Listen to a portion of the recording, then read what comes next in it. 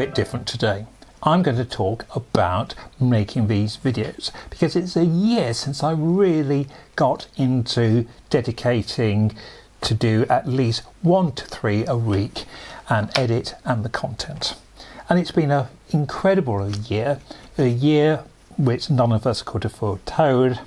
So let me take the opportunity today to talk a bit about the making of these videos, the background, some of the equipment and where I hope to go forward.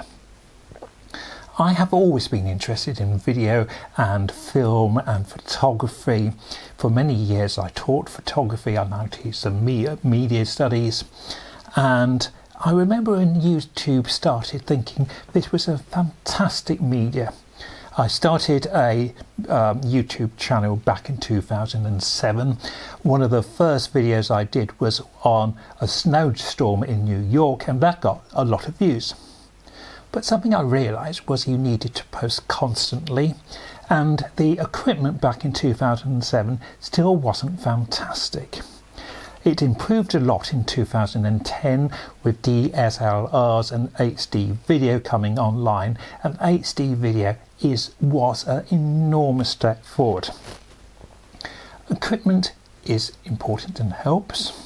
Technique is vital. Something one needs in order to make these videos or any content is time. I had a busy job back in the, well, I still have, but in the period about 2014, time just wasn't there to make videos. But I was determined to start a channel on videos about cameras. I've been fascinated by vintage cameras, old cameras. I use them. I love using film. I'm fascinated by photography. And I realised that there was some content out there and some really good content, but there was also some stuff which was misinformed. So I've decided in 2017, right, let's start before digital on vintage cameras. And by which time I had this camcorder here. I managed to do a little setup. I was using an i3 laptop and we got some success, but I still lacked time. Because in making a video, obviously you need a camera, you have to do some research. I normally go through the process of testing the camera. I like to use black and white film because I can develop that film myself and I can scan it, and all that takes time. Last February I decided, after a sort of 2 years, 3 years of making some but not enough, I thought, right, this year I've got to get it cracked and I've got to be making 1 to 3 videos a week and really take this a little bit more seriously. I didn't realise then how COVID was going to be, and COVID has changed all our lives. And during the first lockdown, I was still doing some teaching and going into school some days, but I did have a tiny bit more time, and I thought, right, let's, we can do this at the weekend, but let's get on and make some videos. And that is what has happened. And my goal was to try to get 1,000 subscribers in a year, and I think I'm currently on 990, so close to that. But that wasn't the only goal. I think the goal was to see if this worked and to see if it was an interest. Now, as I said, I originally used this camcorder, and then I bought a Lumix, a G7.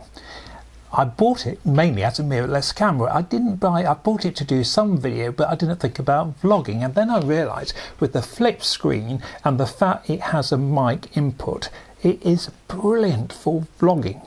So I've now used the setup of the Lumix G7 with a PhotoFlug behind it, a lavalier mic, and the camera's on a small tripod.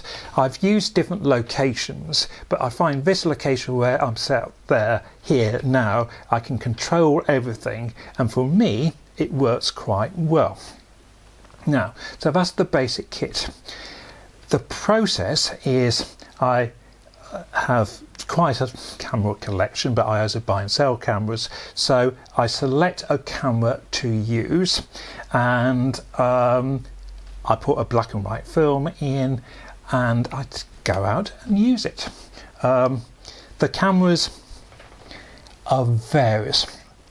It's fascinating how some cameras will get enormous viewing figures, and others will get not a lot. But I think sometimes the more unusual cameras, which might not get the viewing, are just as important to do, because there are some people who know nothing about that camera, and you've given them an opportunity to learn a bit about the camera. And that's one of the really nice things, is getting feedback from people saying, I hadn't been able to find anything about this camera, and now I know a little bit more about it.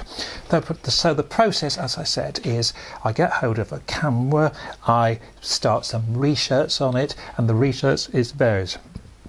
It's some online, some I use books, I might even ring people I know about cameras. I have, as I said, so quite a background of using cameras, so I've got some knowledge there as well. So I put a black and white film in. As I said, I like using black and white because I can process it myself, and which I do, and then I scan it using just a little digitized scanner like this.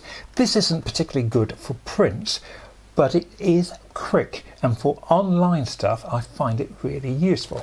I have got an Epson scanner, flatbed scanner, which is fantastic with the lamp on for film, and I do use that if I'm printing photographs, and I still have a darkroom. However, in order to get the film quickly digitized, I use one of these.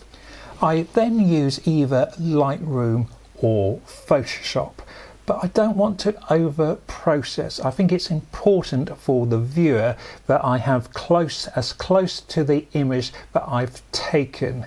The videos aren't about, they're a little bit about photography, and photography is vital, but I don't want to over process. I want the image to be close to how it came out of the camera, because the thing I'm talking about is the camera. And if the camera is a very flat image, I want to be able to show that it's a flat image. If it's a highly contrasty image, I want to be able to show that. So the process is that when I've then scanned the images, I look at the images, I then will make a video, I will do a little bit of a script, I will put some ideas down, I will then talk to the screen as I'm talking now.